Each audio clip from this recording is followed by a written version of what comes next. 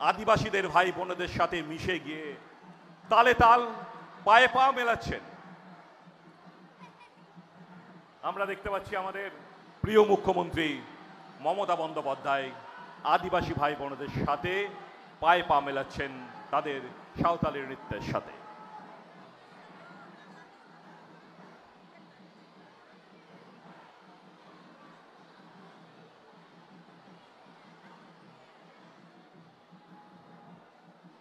ধামসা মাদল বাজিয়ে উনি এখন আদিবাসী ভাই বোনদের সাথে রয়েছেন এবং এগিয়ে যাচ্ছেন সৃষ্টিশী প্রকল্পের স্টলের দিকে।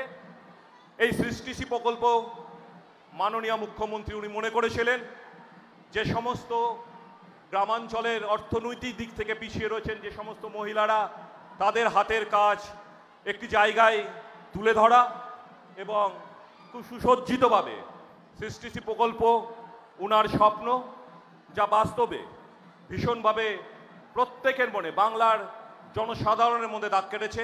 এমন একটি প্রকল্প সৃষ্টিশী প্রকল্প।